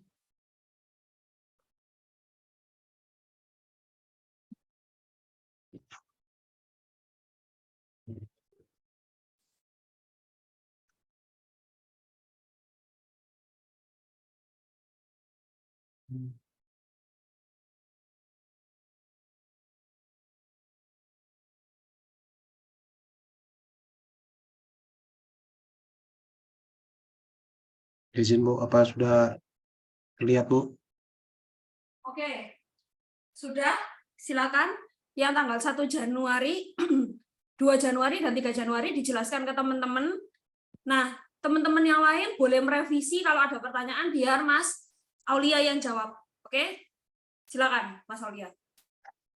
Baik, Bu. Terima kasih, Bu.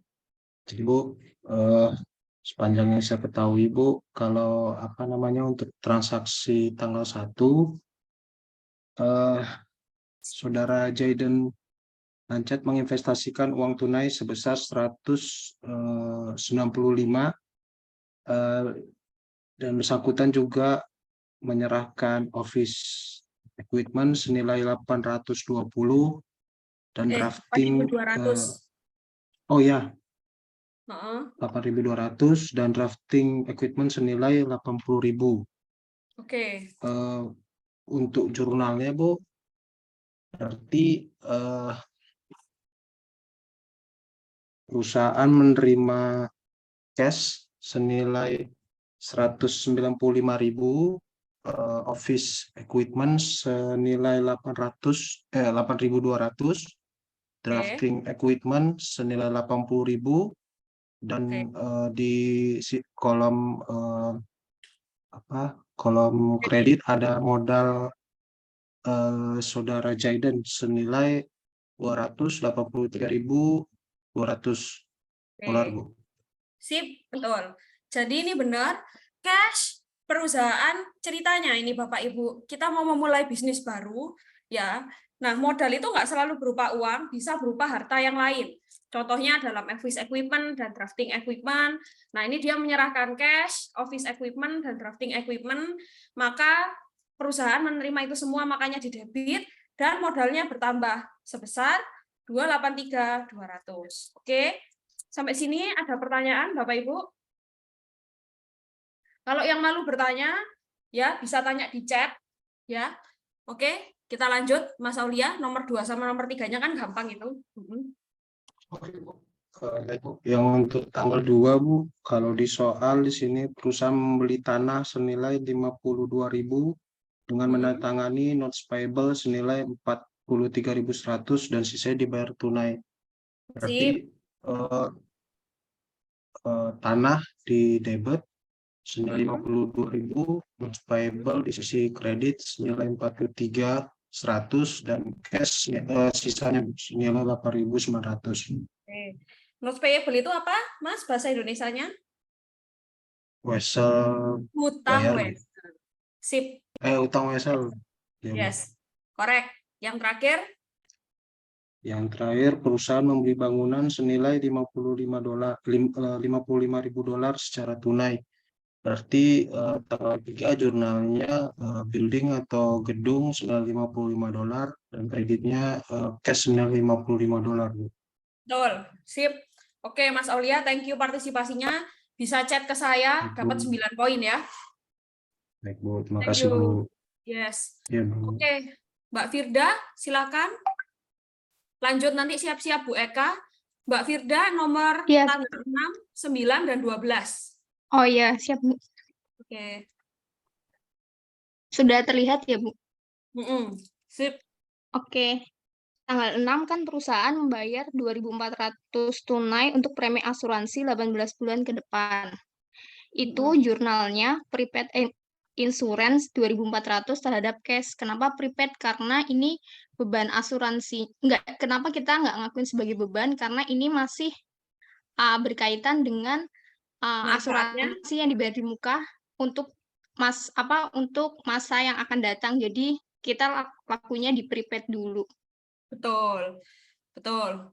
Sip. Beban Terhadap dibayar di muka. Betul gimana ya? Bu? Iya. Beban dibayar di muka. Sip. Iya, asuransi dibayar di muka. Kemudian soal yang nomor tanggal 9, perusahaan telah menyelesaikan jasa engineering untuk klien dan telah menerima uang tunai sebesar 6.600. Nah, ini jurnalnya cash terhadap engineering fees earned. Jadi dapat kas sekaligus sudah menyelesaikan. Jadi udah bisa kita akuin sebagai revenue juga dan juga dapat kas. Pendapatan?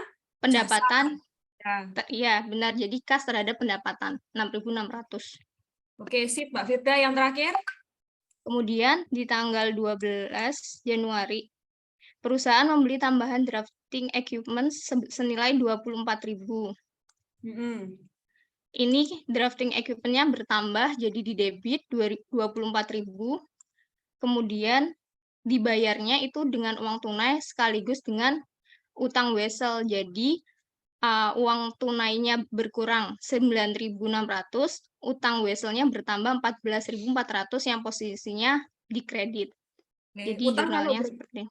Utang kalau di kredit artinya apa? Utang kalau di kredit berarti bertambah utangnya. Betul. Sip. Correct. Thank you Mbak Firda. Tolong chat saya 9 poin juga. Oh iya. Thank you. Berikutnya Bu Eka, silakan. Iya Mbak. Apakah sudah terlihat? Sudah. Oke. Yang nomor 14, 15, tanggal 14, 15, dan 18. Betul. Oke.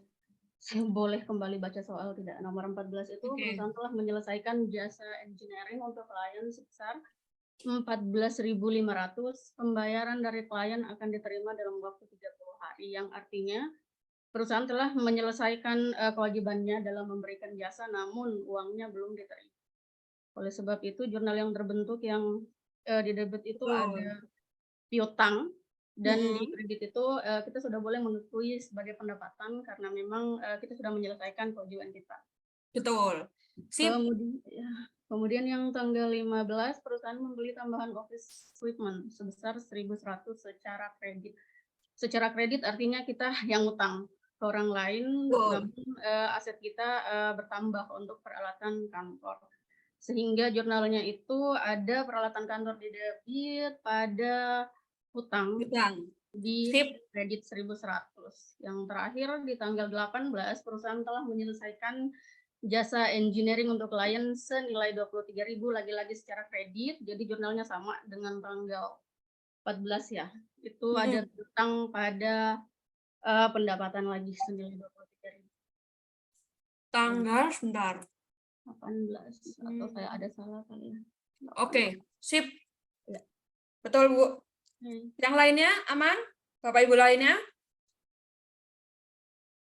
Oke, clear ya. Thank you Bu Eka. Silakan selanjutnya Bu Ariyanti, terus Bu Gita, terus Pak Fajar.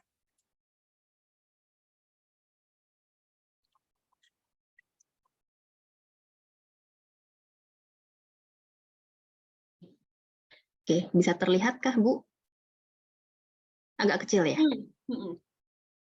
Kelihatan kok, Mbak? Kelihatan ya? Oke, baik. Saya nomor 2, tanggal 20/2/2023 ya, Bu? 22, iya, 20/22/23, betul. Oke, jadi yang nomor 20, perusahaan menerima tagihan sewa peralatan digunakan untuk menyelesaikan pekerjaan biaya sewanya 1.410, dibayar dalam waktu 30 hari. Jadi ini ada tagihan, bayarnya belakangan, sehingga yang terbentuk adalah biaya rental di debit, lalu hutang.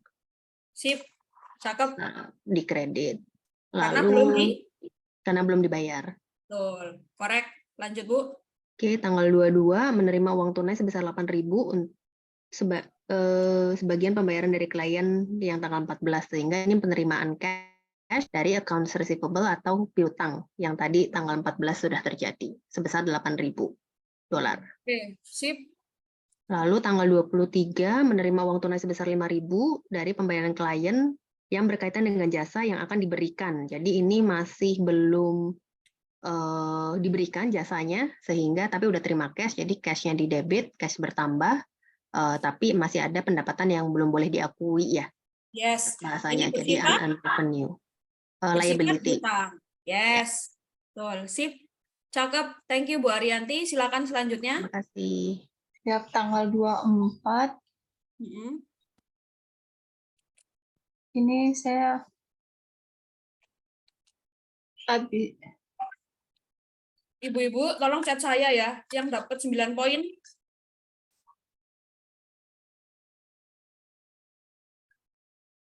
Bentar-bentar kok gitu dia.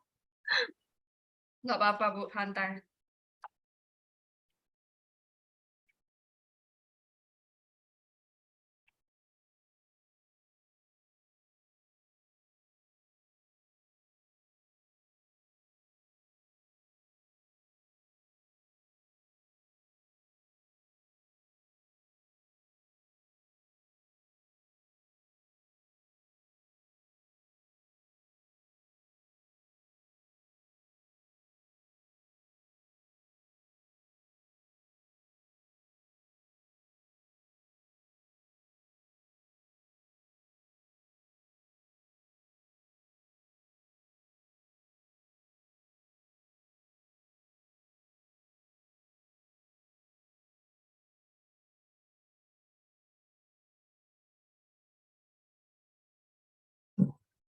Belum muncul ya? Belum. Stop. Sudah. Sudah muncul atau belum ya? Sudah sih. Oh, Bisa sudah sih. ya? Sudah. Kamu layarnya ini. Tapi nggak kebaca ya? Gini, stop, share. Coba share dulu. Stop share. Heeh. Oke. Masih munculnya setengah soalnya Bu tadi.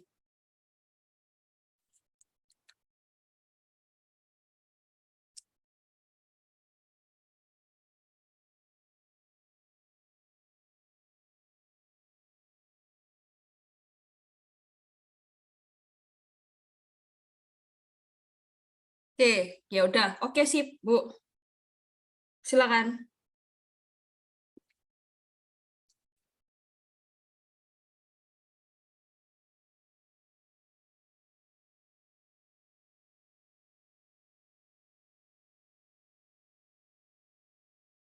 Halo.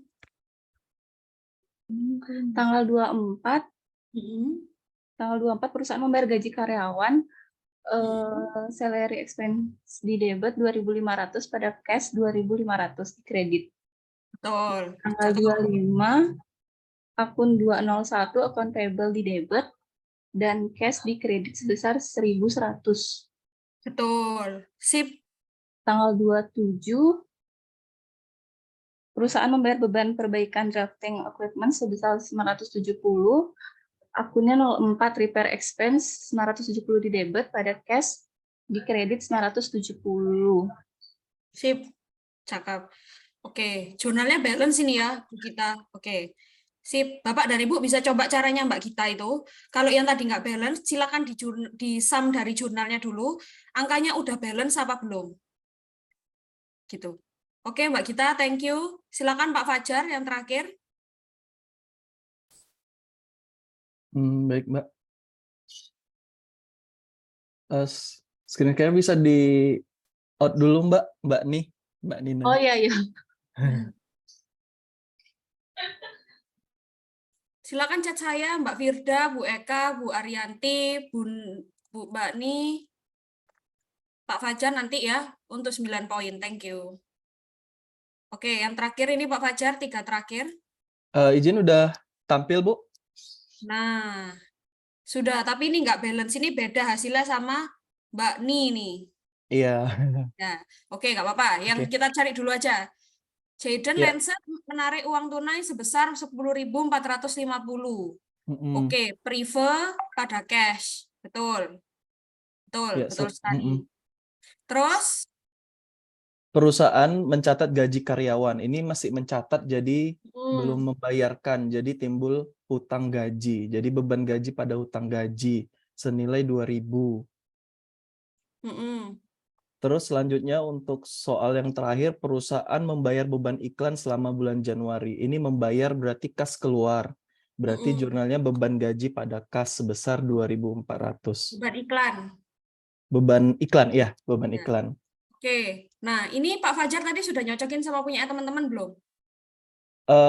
Udah, tapi kayaknya tadi waktu pindah ada yang terlewat, Bu. Tadi pindah ruangan karena di ruangan sebelah bising oke, gitu. oke. Oke, nah silakan Bapak Ibu dijumlah di sum bawahnya kayak Pak Fajar sama Mbak Ni. Yang benar siapa? Pak Fajar apa Mbak Ni nih? Pak Fajar. Pak Fajar. Pak Fajar. Loh, Mbak Ni, kelebihan Mbak Ni. Mbak Ni tadi 520 ya. Jadi nanti cek lagi jurnalnya. Oke, siap. Terima kasih. Berikutnya sudah ada yang ngerjakan general ledger? Sudah. Sudah ya? Pada sudah? Oke, keren Sudah. banget belum ngajarin. Oke, yang mau general ledger dapat 10 poin. Silakan. Eka boleh, Bu? Iya, silakan Bu Eka. Yang sudah nampil bisa nampil lagi, Bu. Bisa. Sabar. Sabar. Oke. Biar Bu Eka dulu cocokin dulu ya, teman-teman yang lain. Jawabannya Mbak Ni, Pak Fajar, dia yang sudah maju tadi dicocokin sama Ibu. Oke, Bu Eka. GL-nya Bu. Oh, boleh. Sebenarnya ini jumlahnya beda sebelumnya lagi. Jumlahnya berbeda. Saya dapatnya 540. Tadi Mas Fajar berapa? 495. 495. Waduh, beda-beda ini ya. Ya. Oke, kita saling cross-check ya. Ya. Saling Ini mau cross-check. di-cross-check dari awal lagi atau langsung Nggak usah, dari GL langsung aja, Bu. Oke, di GL kebetulan saya susun dari nomor akun yang paling awal, Ibu. Oke, kita lihat. Nah, di sini Bapak Ibu yang belum tahu cara nge-GL, jadi kan tadi sudah diurutin di jurnal, tanggalnya sama nomor akunnya. Nah, tinggal difilter aja nomor akunnya yang mana. Nah, nanti kelihatan transaksinya apa, di debit atau di kredit, seperti itu.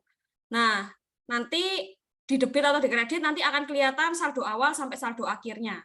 Ya, saldo awalnya di sini adalah 195 dan saldo akhirnya adalah 166.280. Oke. Yang lainnya sudah benar? 195 ke 166? Coba cek. Saya beda ya, Bu? Coba.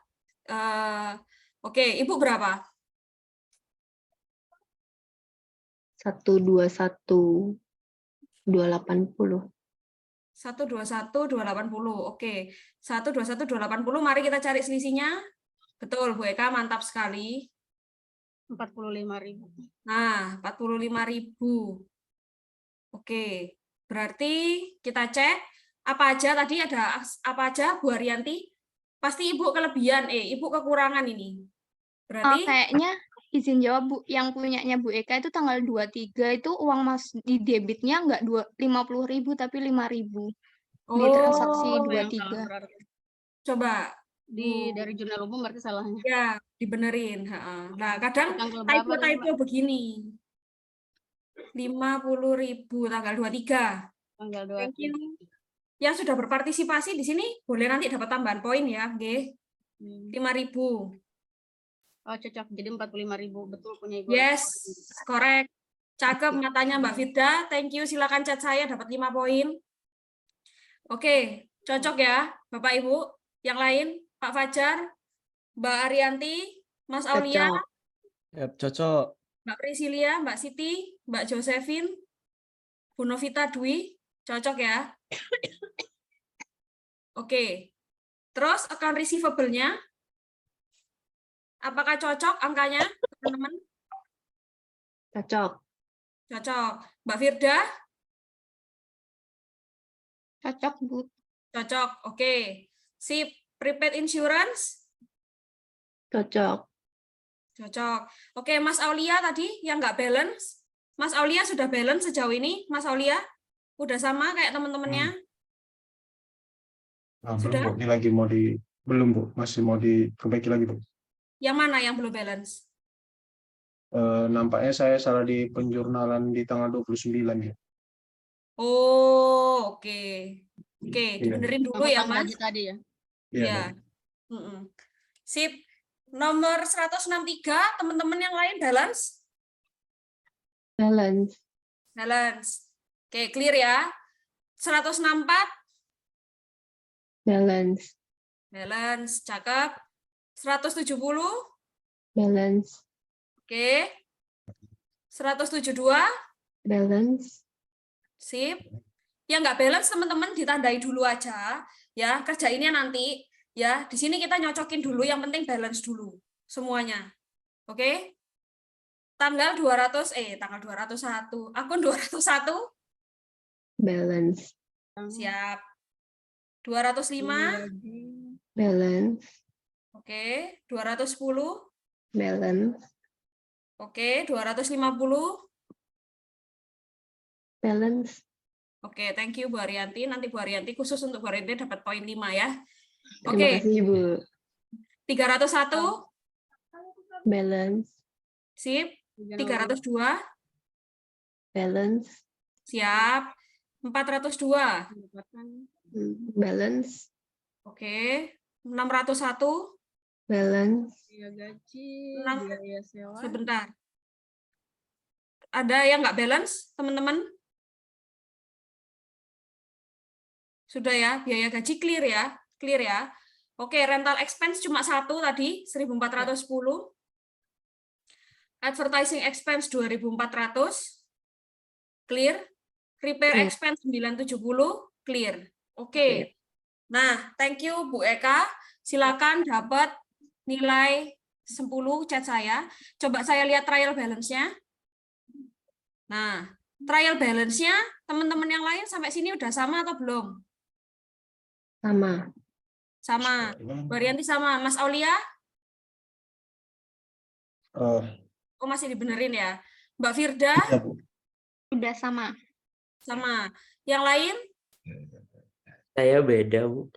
Waduh, beda di mana, Pak? Yang beda mana? Coba dianalisa dulu. Land-nya, account payable-nya. Sebentar, ini kok masuk moro-moro land, Bu? Yang cash? Nah, betul ini. Punyanya Bu Eka ini bisa jadi panutan ya. Bu Eka bagus sekali nih ngerjainnya. Saya kasih 15 saja Bu Eka. Keren ini. Makasih Mbak. Ngerumus soalnya. Oke? Biar cepat aja. Ya. Ya, biar cepat. Betul, timbang nulis 2 kali. Oke. Yang mana Pak Fajar yang beda? Dicek Bentar, dulu. Bu, masih dicek, Bu. Oke. Enggak, lihat dari GL-nya ini aja. Mas Aulia juga tadi ngecek. GL-nya mungkin beda. Yang beda ditandai dulu aja. Oke. Nanti punya Bu Eka ini boleh saya share ke teman-teman nggih, Bu ya? Boleh, silakan. Oke. Teman-teman yang lain ngecek sama apa enggak hasilnya. Saya kasih waktu 5 menit. Kalau yang malu bertanya tolong di chat aja. Ya, chat saya pribadi nggak apa-apa.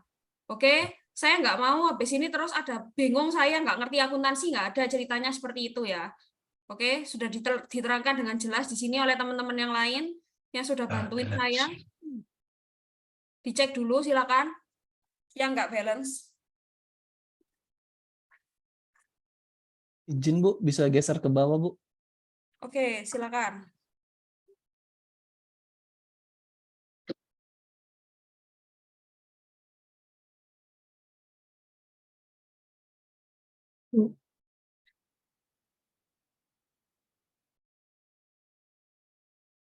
Bu Niswati, Bu Novita, Bu Noviani, Bu Nur Aida, Mbak Prisilia, Mbak Fitri, Mas Rehan, Rehana, Realita, Rian, Siti Kotima, Siti Amina, Wahyu, Yeni, Yolanda, mudeng semua ya. Yang mudeng tolong kasih thumbs up, bisa nggak? Kasih tanda thumbs up. Oke. Yang mudeng, Mbak Anis, Mas Ahmad, Mas Atrif, Mbak Batsa. Oke, thank you Mbak Debbie responnya. Oke. Clear ya? Izin, Bu. Hmm? Yang akun 402 itu bukannya 5.000 ya? Enggak dong, Pak. Akun 4. Coba Bu liatin GL-nya. 402. Nah ini. Yang 5.000 itu yang unearned fees kayaknya. Oh iya, iya. Ya, keliru ya. Iya, iya, Bu. Unearned fees itu pendapatan pendapatan diterima di muka. Kapan diterima di buku? Iya, Bu. Ya, jadi belum boleh diakui, betul. Oke, nah kan sudah muncul nih, ya sudah clear ya Pak Fajar berarti ya. Nanti dicek lagi, Bu. Ini belum nemu selisihnya di mana. Waduh, gimana ini? Oke ya, nanti kita ini ya, coba. Oke, teman-teman, nah lihat dari neracanya tadi, trial balance-nya. Nah, silakan dijadikan laporan laba rugi dan laporan laba rugi dulu, baru laporan posisi keuangan, karena nggak akan balance kalau nggak membuat laba ruginya dulu. Oke, silakan dibuat laba ruginya. Saya kasih waktu laba rugi dan posisi keuangan saya kasih waktu 30 menit, kan gampang ini. 20 menit lah. Gampang kan? Tinggal dicontoh-contoh aja. Oke, intinya laba ruginya harus betul, tapi cara tahu balance atau enggaknya di posisi keuangannya. Nanti. Clear ya? Silakan dikerjakan 20 menit dari sekarang, 15.34 selesai. Terima kasih. Silakan Bu Eka sudah bisa unshare screen.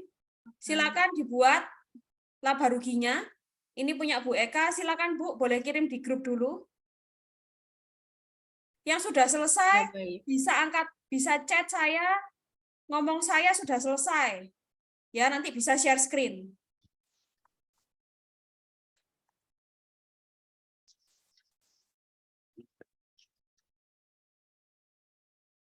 It's okay, yang mau melakukan perbaikan, silakan.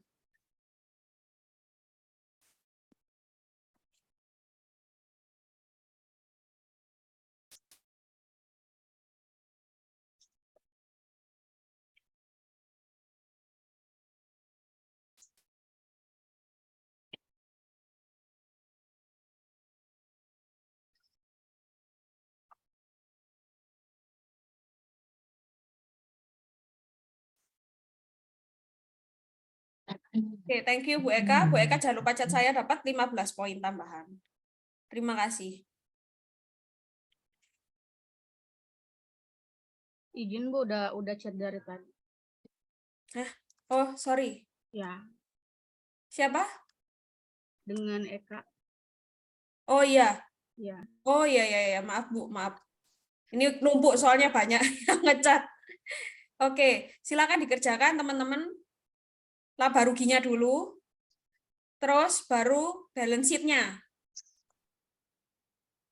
Tadi ada yang ngecat saya, sudah benar itu. Tinggal dicek laba ruginya, balance apa enggak, ininya balance atau enggak.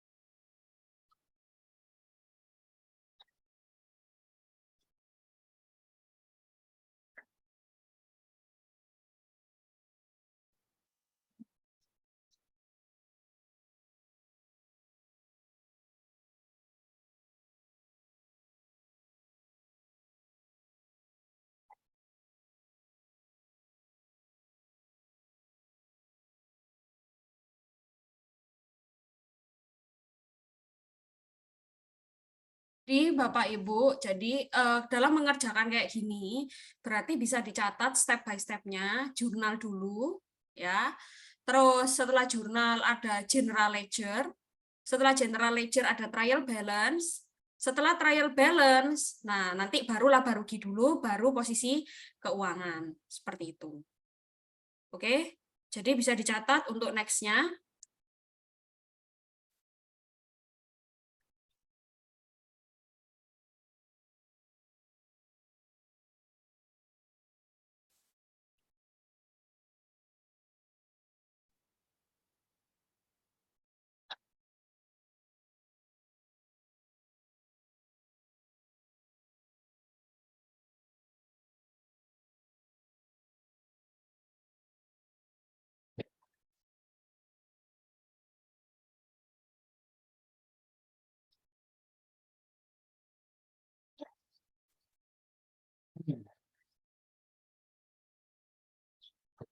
Oh.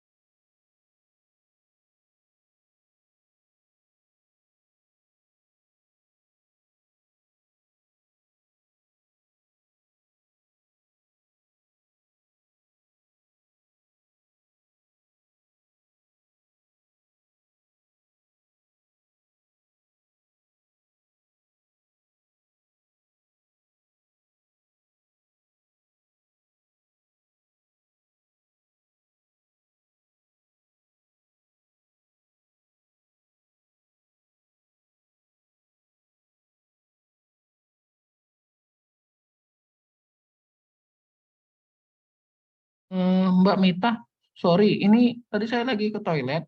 Ini ngapain ya sekarang Mbak Mita? Ngerjain soal, Pak. Yang soal yang mana ya? Lanjut dari ini, buat laba rugi sama posisi keuangan. Oh, dari Dari soal yang satu tadi ya? Nah, betul. Oh, oke. Terima kasih.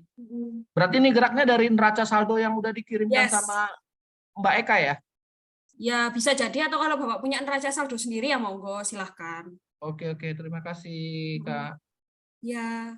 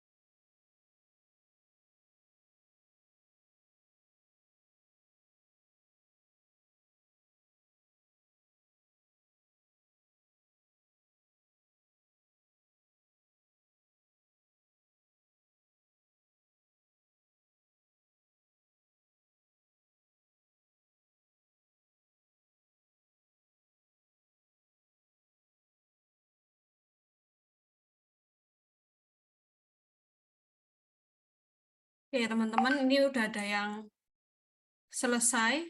Silahkan Kak Fafan untuk presentasi. Baik Bu, izin share screen. Mm-mm. Sudah muncul ya? Sudah.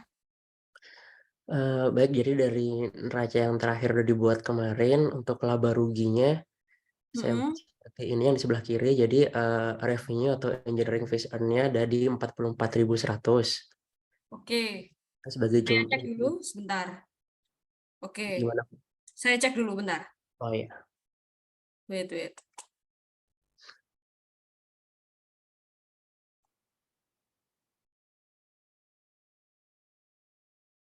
Oke, sebentar. Oke, terus lanjut. Kemudian untuk expense-nya kita ada 4. Pertama ada salary expense di 4.500, rental expense di 1.410, advertising di 2.400, dan repair expense di 970. Dengan Oke. total bebannya 9.280. Sehingga net income-nya diperoleh 34.820. Oke, betul. Terus dari net income itu kemana, Mas? Ke modal, ke biasanya sih kalau yang setahu saya di retain earning ya, Bu. Yes, betul. Jadi makanya kenapa retain earning-nya jumlahnya sama dengan net income. Betul nggak? Ya kan? Korek ya. Oke, sekarang kita cocokin cash-nya dulu. Sampai sini teman-teman laba ruginya ada sanggahan? Clear ya? Clear, Bu. Clear, oke. Lanjut ke posisi keuangan. Cash-nya dulu. Baik, untuk posisi keuangan pertama di cash itu ada di 121.280. Kemudian untuk account receivable atau piutang di 29.500. Betul. Kemudian prepaid insurance-nya di 2.400. Itu untuk yang aset lancar. Betul, Untuk, ini rapi sekali, Mas. Dapat 15 poin ya. 25 poin ya. baik, terima kasih, Bu. Enggak. Oke, sorry. Terus lanjut sebentar. Ini ada pertanyaan dari Mbak Intan. Bu, account receivable tidak masuk ke laporan laba rugi. Jawabannya adalah apa, teman-teman? No. Yang masuk ke laba rugi hanya akun apa, teman-teman? Pendapatan dan beban. Beban. Oke, jadi jelas ya, Bu Intan. Account receivable itu piutang, itu masuknya kemana? Ke posisi keuangan. Bisa dilihat aja, yang akun depannya 1, 2, 3, itu pasti masuknya ke posisi keuangan. Akun daripada itu biasanya masuknya ke laba rugi. Biasanya seperti itu. Oke, jelas nggih. Terus lanjut, Mas Fafan, silakan. Saya lanjut lagi. Kemudian untuk yang aset tidak lancarnya, kita ada di office equipment di 9.300, drafting equipment di 104.000, building 55.000, dan land 52.000. Sehingga untuk aset kita punya total 373.480. Oke, coba saya lihat rumusnya, Mas. Bentar, yang 373. Sebenarnya saya bikinin di yang sini, Bu. Oh, alah. Iya. Jadi kemarin saya salah, Bu, bikinnya. Oke. Jadi yang totalnya langsung saya sum aja ini. Yes, betul. Oke. Sip. Enggak. Saya pikir Mas mengada-ngada ini. Oke, lanjut. Oke. Baik, kemudian beralih ke yang liability and equity. Untuk kewajiban jangka pendek, kita ada account payable 1.410, kemudian salary payable 2.000, dan unearned revenue 5.000. Untuk kewajiban jangka panjang ada notes payable 57.500. Betul. Dan untuk modal, kita ada capital dari J Lancet. Capital itu apa, Mas? Gimana, Bu? Capital itu apa bahasa Indonesianya? Modal. Betul. Kalau withdrawal artinya? Preferred. Biar teman-teman yang lain yang belum lancar bahasa Inggrisnya bisa tahu ya. Oke, lanjut, Mas. Baik, untuk modal tadi untuk capital atau modalnya di 283.200. Kemudian ada priva 10.450. Dan tadi dari laba rugi didapatkan net income, kita masukkan ke retain earning 34.820. Sehingga kalau kita sum di sini totalnya juga sama 373.480. Oke, correct. Thank you Mas Wafan, keren banget ini ya. Jadi, jangan share screen dulu. Saya mau jelasin dulu sebentar, sabar. Tenang. Oke, teman-teman. Jadi punya Mas Wafan ini rapi ya. Kenapa? Karena punya Mas Wafan ini memisahkan antara komponen laba rugi dengan posisi keuangannya ya. Posisi keuangannya lihat, beliau mau mengerjakannya dengan sangat rapi ya. Aset lancar, aset tidak lancar, kewajiban jangka pendek, kewajiban jangka panjang, ada modal. Nah, ini yang saya harapkan Bapak dan Ibu pada bisa gitu ya, membuat semua ini kayak gitu. Jadi ini teman-teman yang lain ini sudah di luar ekspektasi saya, bisa mengerjakan seperti ini sangat keren sekali ya. Jadi oke, thumbs up buat teman-teman ya. Mas Fofan silakan chat saya, dapat 25 poin, nama, nomor absen, nggih. Terima Baik, kasih. terima kasih Bu. Teman-teman yang lain sampai sini ada pertanyaan? Izin Bu, Ya, ini terkait dengan officer equipment, perlengkapan Bu. perlengkapan, ya. Iya, itu perlengkapan dia masuk ke aset lancar atau aset tidak lancar ya Bu? Sorry, kalau equipment itu bukan perlengkapan, Mas. Kan Peralatan. ya? Oh, peralatan. Ya, Oh, oke. kalau supplies itu baru perlengkapan. Oke. Gitu ceritanya. Terima kasih Bu. Sama-sama. Sampai sini, teman-teman ada yang kesulitan? Ada? Oke ya. Nah, oke, Bapak Ibu sekalian, sebentar. Nah, oke, lanjut. Sebentar, saya carikan dulu.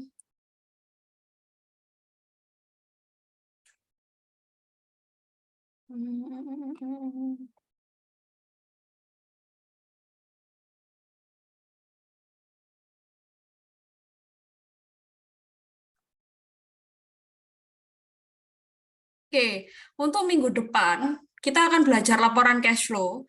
Ya, laporan ini cukup sulit, nggak segampang kayak laba rugi atau posisi keuangan. Ini cukup sulit. Jadi saya harap Bapak dan Ibu sudah belajar materinya, ya. Sudah belajar duluan materinya supaya saya minggu depan kalau ngejelasin lebih enak, gitu ya. Terus sebentar.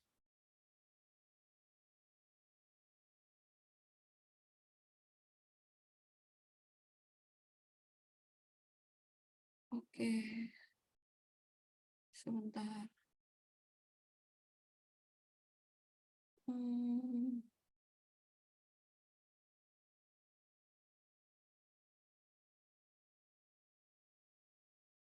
Oke. Nah, ini ada saya kasih soal. Silakan dikerjakan lagi, Bapak Ibu.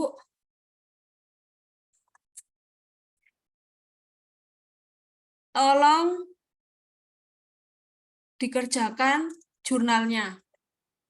Ini ya, di grup sudah saya kasih.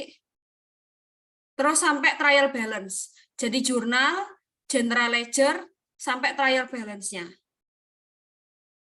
Lebih bagus lagi kalau sampai posisi keuangannya. Ya, ini PR-nya silakan dikerjakan ya. Sampai waktunya 1 jam dari sekarang. Yang telat ngumpulin punishment-nya nilainya saya kurangi ya, teman-teman ya. Jadi mending ngumpulin tepat waktu sebisa-sebisanya aja. Kalau ada yang nggak ngerti, ditanyakan dari sekarang. Karena kenapa? Minggu depan materinya itu akan jauh lebih susah daripada yang sekarang. Seperti itu.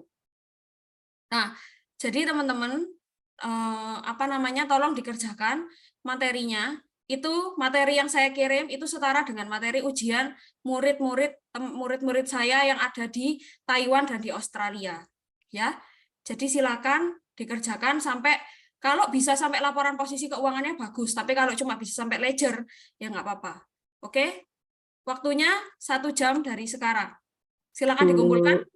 Bu Elsa, saya boleh nggak diajarin pembuatan general ledger yang lebih efisien dari general journal gitu, kayak Ibu siapa tadi yang Eka, boleh di-share nggak? Saya pas kemarin buat agak berantakan. agak kesulitan gitu, gimana ya caranya biar rapi, biar langsung gitu. Kalau Saya boleh izinkan di-sharing Bu Eka dulu. tips-tipsnya. Jadi Bu Eka ini cerdas ini, Bu Eka ini cakep ini ngerjainnya. Jadi beliau bikinnya per akun gini, sebenarnya dari jurnal umum dulu. Nah, ini kan nomor akun, kayak gini toh. Kan sudah ditulis toh? Ya kan? Ya kan? Sudah ditulis nomor akun, nama akunnya, tinggal ini. Tinggal di data, cara gampangnya ya, tinggal difilter. Terus Ibu mau cari akun apa? Cash. Pencet aja 101. Nah, nanti muncul. Tinggal lihat aja transaksinya. Ini di copy aja. Tinggal dilihat aja transaksinya. Oh, cash ada debit, kredit, kredit.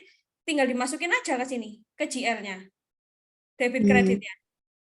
Kalau bagian saldonya gimana ya, Bu? Kan ada yang Kalau saldo bagian di saldonya, debit, ada yang di kredit gitu kan, ngitungnya. maksudnya gimana? Oh, ya ini rumusnya. 195 di ini rumusnya. Saldo awal ditambah debit dikurangi kredit. Tinggal dirumus saja, Bu Ariyanti. Ini Jadi caranya. untuk akun-akun yang saldo normalnya ada di debit, yang Kredit. kreditnya langsung dinolin aja gitu ya, Bu? Kalau seandainya debit, misalnya cash-nya negatif nih, bisa nggak sih? Cash-nya negatif itu berarti nanti Ini kayak debitnya ini yang kan, negatif cash-nya gitu. negatif. Ditaruhnya kan di kredit. Terus ya udah. 195 ditambah debitnya 0 dikurangi kredit. Udah gitu doang, Bu Ariyanti. Nanti otomatis dia.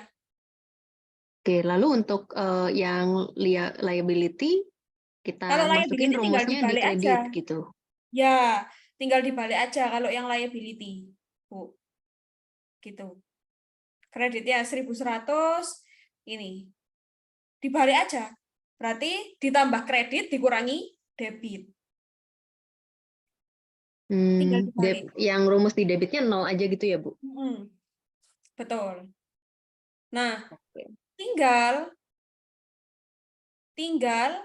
yang trial balance-nya nanti ya udah diurutin aja, Ibu.